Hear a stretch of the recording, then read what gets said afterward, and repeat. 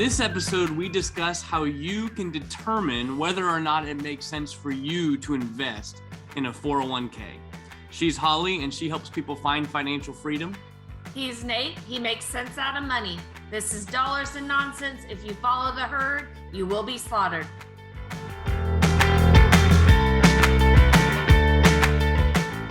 All right, well, today we're going to dive in and answer a question that is probably one of the most common questions we get when people are meeting with us and figuring out what should I be doing with money? What should I be doing with it? And if you are an employee or even an employer of a small business, many times a 401k will come up in the conversation. And a lot of times we get asked, Nate, should I be putting money in a 401k? How do I tell if a 401k is right for me? How do I tell if I should stop making contributions to it and instead do something else, whether that's infinite banking or whether that's investing in XYZ? So we really wanted to shoot this podcast and just kind of have a discussion, questions you could ask yourself that would help you determine whether or not it's right for you. Because not everyone is the same, Holly. Not everyone is in the same place. So it can make sense for some people to put money in it, whereas other people should really steer clear from it. And I think it's important that you be willing to ask the questions before you just jump in and do something. Nate and I have always said you should do your research and why you want to do it and why you're doing this. So just because everybody else is, remember, stop and ask yourself these questions. And if you are contributing to a 401k, it's so important to ask these questions, to ask if you should still be contributing to that 401k. Yeah, I think a lot of people may think that we are just very much against 401ks. And I would say that's not just because we want to be against 401ks. It's like we've asked ourselves these same types of questions and made decisions based on that. And we know, and I think if you've met with us, you know that we don't offer the same advice to everybody.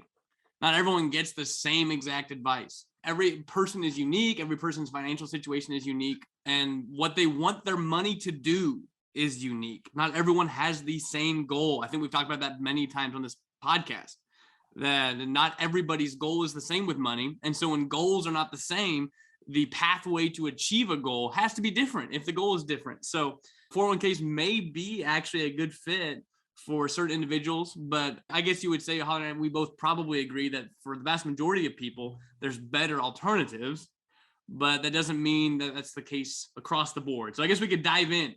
Yes. The first question I feel like most people need to ask when they're dealing with a 401k or when they're dealing with any sort of tax deferred program, a program where I make contributions and I don't pay taxes on my contributions the year I make the contribution, but sometime in the nebulous future, when I take money out of that program, I have to pay taxes on any distributions I make.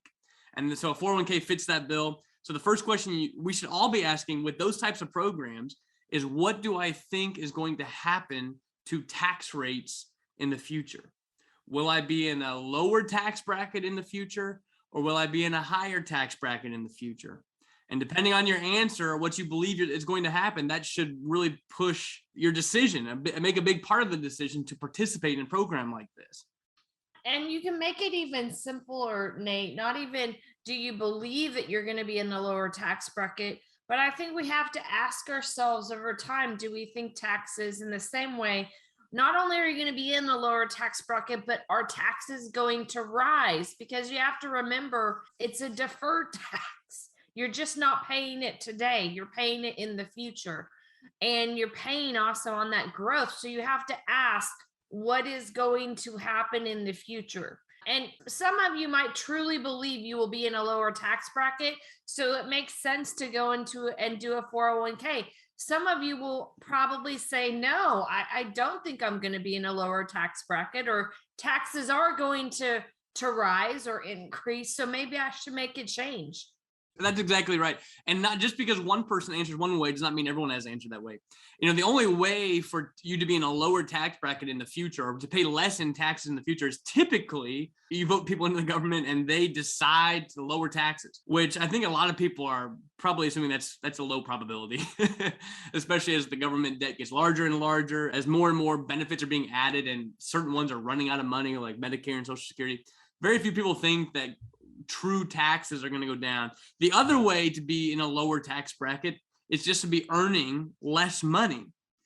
But even with that, as the older you get, typically a lot of the deductions that you've been taking also start to disappear. So what you find is with the combination of both, a lot of people had thought, well, in retirement, I won't be needing as much income, so I'll be in a lower tax bracket. That just doesn't always pan out. In fact, it's panning out less and less. And it definitely will be panning out less if it's true that tax rates will go up in the future. You could easily have contributed a lot of money to a 401k in this deferred tax program just to wind up paying a lot more in taxes on the back end than you ever saved during the process of putting it in. So it's a very important question to ask. Do you think you'll be in a lower tax bracket paying less taxes 30 years down the road, 20 years down the road, whenever you're coming to distribute money from the 401k? Do you think it'll be lower taxes then or higher? And your decision will have a huge impact. If you think taxes are going up, you might want to steer clear of the 401k. If you think taxes are going to stay the same or go down, then you'd be more likely to benefit from 401k contribution. Yeah. And then that kind of leads to the next question of, if you're going to do the 401k, what type of match is there? What is taking place in the match? Is there even a match taking place? Exactly right. So the only benefit that exists in a 401k, the only real pro that I can find will be the employer match. If you are working for an employer and they're offering a match of, let's say you contribute 3% of your salary and the employer will match 3%, then what we found here is, okay, that's a real benefit being offered, this match that is being offered. And so that's a question you should ask: what kind of match exists? My opinion, and we're going to get into a few more questions that clarifies a few things. Yeah. But I guess what I would tell you right now is there is absolutely no reason, in my opinion, to contribute any money to a 401k above and beyond an amount that's being matched. And on top of that, the match has got to be pretty good. Like, it can't be like 25 cents on the dollar or something like that. Some tiny little match. It's got to be like, a dollar for dollar match, something like that. Yeah. If they're offering a match and you want to contribute, now there's going to be some qualifying questions you have to ask, because just because they're offering a match, believe it or not, does not mean you should take advantage of it. And that's what we're going to get into. But I will say, if the employer is not offering a match, run away from the 401k. The fees are too high. The risk is too high. The tax deferral risk is too high. There's just no reason to. But if the employer is offering a match, now we have a real potential reason to do it, though that is not the end result. So we're going to ask a few more questions, but just note that, hey, if they're offering a match, then you have a real reason to potentially do it if the match is good enough. But even on top of that, there's just really no reason to be putting more money in than whatever the employer is deciding to match. That's my opinion. I would say you honestly only want to do it if there is a match, and you only want to put in the money. And Nate said this, but you only want to put in whatever they're matching. You don't want to put in more than what the match is. There's so much you could lose, and there's fees, all these things hidden in there that you don't even realize, because most of the time you don't see that money. It's just automatically it comes out of your paycheck. So you don't really see or know that it exists. But in reality, you want to make sure that if you're going to do this 401k, what is the match, and is it beneficial to you as a match? Exactly. So if you're getting a match, it's possible, it makes sense. But anything above a match, or if there's not a match being offered, so that would be like for all of you small business owners, whether you're doing a 401k or a SEP IRA or something like that, there's no match being offered. It's just you. So I couldn't imagine putting money into one of those and locking it up where I'm penalized and taking a lot of risk on the money for really no additional benefit. But if you're an employee and you're getting a match, it might make sense. I don't think a lot of people understand within a 401k, it's typically the highest amount of fees of any sort of stock market investment. So in other words, if you're going to invest in the stock market and you're not getting a match on that money, don't put it in the 401k. Put it in the same place you wanted to put it. Like, in other words, invest in the S&P 500 or wherever you're wanting to put the money, but just don't do it through the 401k, because the 401ks are notorious for having the highest amount of fees of any sort of investment vehicle, because not only do you have like a mutual fund, a management fee, but you also have like a 401k plan management fee, and it's hard to figure out what those are. So there's just no reason to be paying these excess fees by using the 401k instrument when you don't need to, because all we were really after is the match to begin with. And just because we're offering match doesn't mean you should do it. And we're going to talk about a couple more questions that'll help you narrow it down even further. Are you still stuck in insecurity and uncertainty? Do you want to feel like a financial genius and confident about your future? Holly and Nate have prepared something exclusively for Dollars and Nonsense listeners. It's called the Secret Banking Masterclass. You can gain free access to this course by visiting livingwealth.com/secretbanking. That's secret banking, all one word. The course will share with you how the conventional system stacks the deck against you, and exactly how to break free from their system. We believe in challenging the status quo. We believe in defying conventional wealth tools while maintaining traditional values. After all, most of those conventional tools only ever seem to make someone else on the inner circle rich. Visit livingwealth.com/secretbanking. That's secret banking, all one word. Ease your worry and start your journey towards security today. Visit livingwealth.com/secretbanking. Now, back to the great episode with Nate and Holly. So I guess the next question that you have to ask, once again, is do you want to participate in the stock market at this time? If you've answered the first question about taxes and you're like, okay, yeah, I don't think taxes are going to go up too crazy. I'll probably be paying around the same amount of taxes. Okay, so you went through that thing. Then you say, okay, I'm getting a match. So now you might be leaning towards doing the 401k, but the next question, you also have to answer a yes to. There's no reason to throw money in to a stock market investment, which is almost all of what's offered in a 401k. Practically, everyone is in some sort of mutual fund that mimics some sort of stock market portfolio when they invest in their 401k, and it's very typical, like probably 90% of the people. So you have to ask the question, do you want to participate in the stock market at this time, especially in the year 2021, at record highs, on the heels of a pandemic, with the Federal Reserve printing money left and right? Are we in the red zone of a bubble? And if you think, yeah, we are, then why would you throw a whole bunch of money? Even if you're getting a match, why would you throw a whole bunch of money into a 401k just to see half of it or more disappear? Now, no one has a crystal ball in this, but I do believe that you should always be doing with money what you believe in. So if you don't really believe the stock market's going to do well, or you believe we're in a bubble, then you should follow that. You shouldn't just throw it in because everyone else is doing it, so I might as well do it. You have to ask yourself, do you believe also the stock market is risky? Are you willing to lose money as well as gain money? It's not just I'm putting the money in and I'm doing really well when the stock market goes up. There's times when it goes down as well. And so you have to be aware, whatever dollar you put in and that's matched, you could gain money as well as you could lose that money.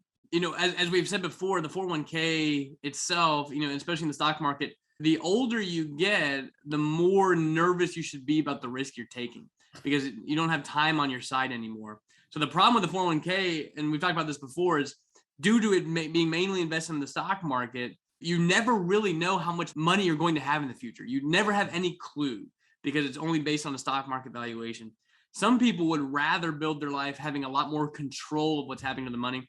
And if that's you, if you're just tired of the ups and downs, feel like you're never getting anywhere, feel like it's too much risk to be stomaching because you have no idea what the value is going to be in the future, I would probably say you're leaning towards trying to figure out a different way to build wealth that does not participate in the 401k, even if there's a match. It might not make sense if you're worried the taxes are going to go up and you're worried like me that the stock market is going to come crumbling down at some point. It can't go up for forever. Then suddenly the 401k, even though there might be a match involved, you might be leaning against it. And I will say, Nate, on the same hand with the stock market question, I think you have to do your due diligence and research as well. But according to most financial experts and individuals, we've already achieved the golden years or golden ages per se of the stock market. Yep. And if that's true, then it's never going to be as good as it was in the past. So we're investing in something knowing, or what most people view as, it's already achieved the highest it's ever going to go or the best performance it's ever done. So do we really want to continue taking that risk in the future, knowing that as history has predicted in the past, it's already gotten to where it would be, and eventually the bubble pops. It's got to go down as well as go up. And we could talk more about that too, Mhm. like with the baby boomers retiring and having to sell off their assets to live on, that's starting right now. And I mean, you can just keep going on and on about some headwinds that every economist is seeing for future growth in the stock market. So, but then again, you might be listening to this podcast and be like, I love my stocks. I love, the performance that I've had and so forth. And that's great. That would point you to say, yeah, it's a good tool because you've made an active decision that it's doing what you want it to do. That's actually our last question as well. Does the 401k help me achieve my goals? It doesn't really even matter fully your answers to all the other questions. This is the be all answer that you have to make. Does what the 401k provides for me help me achieve my goals better than another tool? And a lot of people have just been taught to put money in a 401k. They've been doing it for a long time, and they have never really taken a step back and say, okay, what is the 401k providing for me? And what could I do instead if I was to stop contributing there and instead do something different with the money?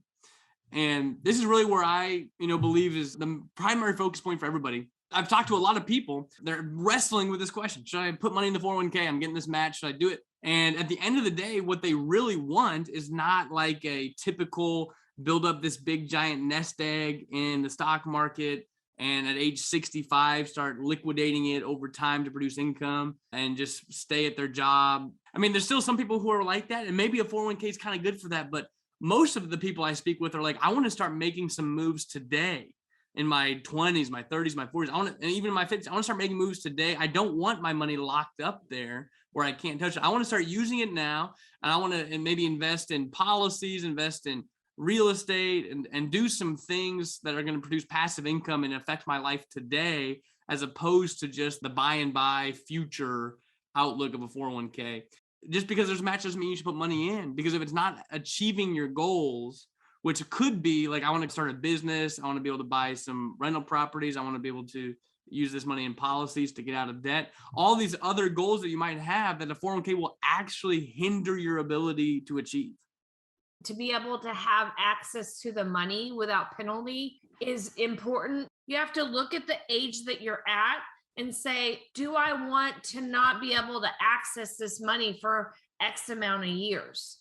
Even in our 40s or 45 or 50, you're still talking about 9.5 years if I'm 50 years old before I can access this money or use it. And I think the important thing there is that it is your money, yet you don't have access to it to use. And is that really what you want in regards to where you're trying to go and what you're trying to achieve in your life? Because in reality, if you answer, I want to do this, this, and this in my life, and I asked this of a client the other day, what do you want to live on and retire on? And how much are you putting away to achieve that really? And he was like, yes, I'm not doing nearly enough. But it was never, I should go throw some money, and I'm going to say throw the money in the 401k because I'm in my 30s and I want to wait 29 years. Like if the goal in retirement is to produce enough passive income to where you don't actually have to work anymore. And I don't like the word retirement. Most of our listeners know that. I don't either. I don't really think it's a good way to, in other words, I don't think it's the highest and best goal for building wealth. As far as the end game is concerned, I don't think it should be the end all be all of financial planning. And in fact, I think it's kind of a dangerous idea to have that be such a primary focus in most people's minds. But I do believe that, if that's part of your goal is retirement income, it just so happens to be that 401ks are just known for not really being that great of income producers.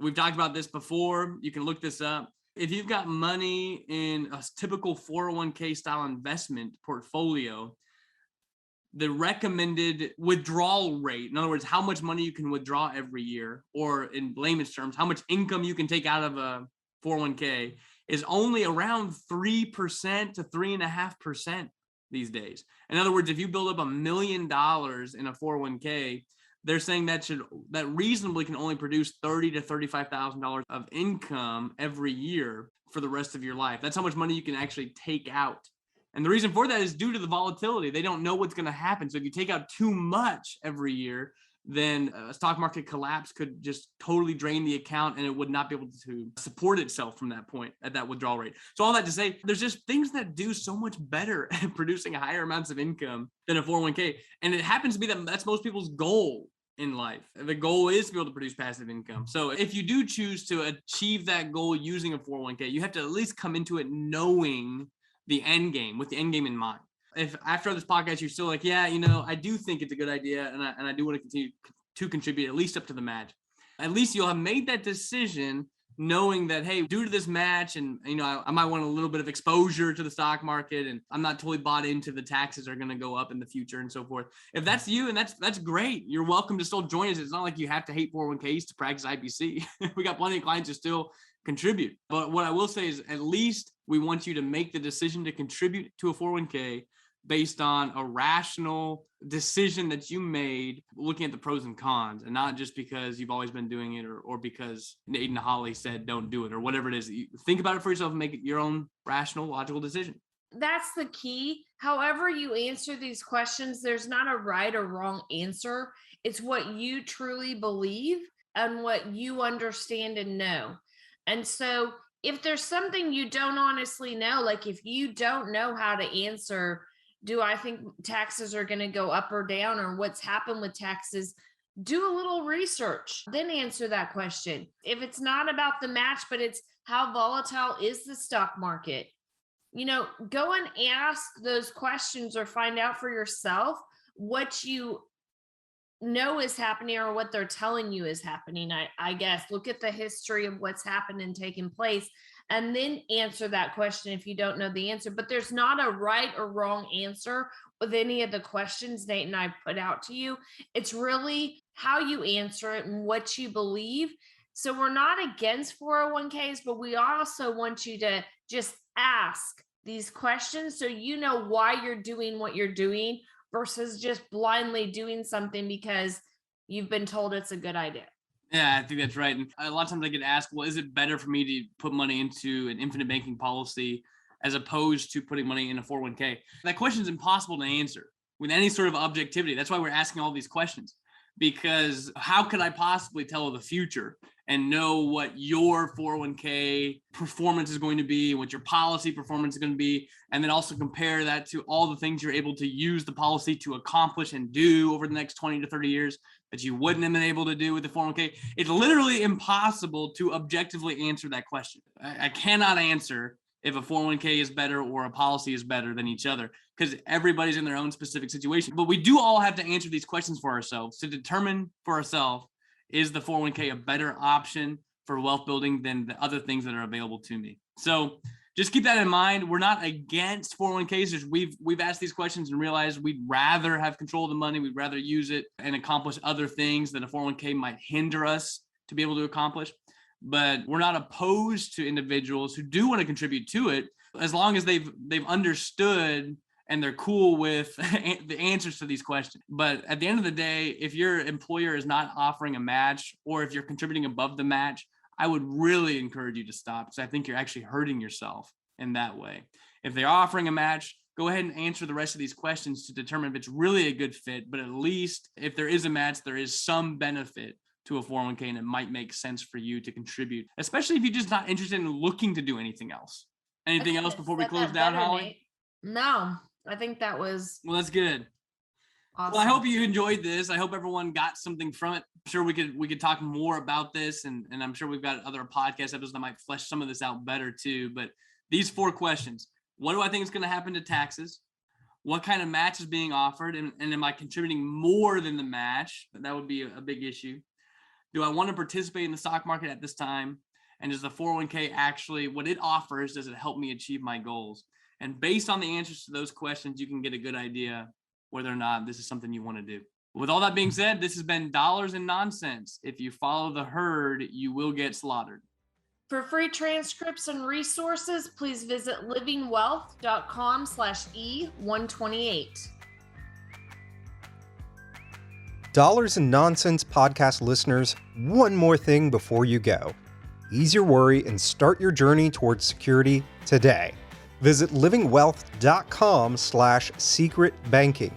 You'll gain instant free access to the special 1-hour course Holly and Nate made for you. Again, that's livingwealth.com/secretbanking.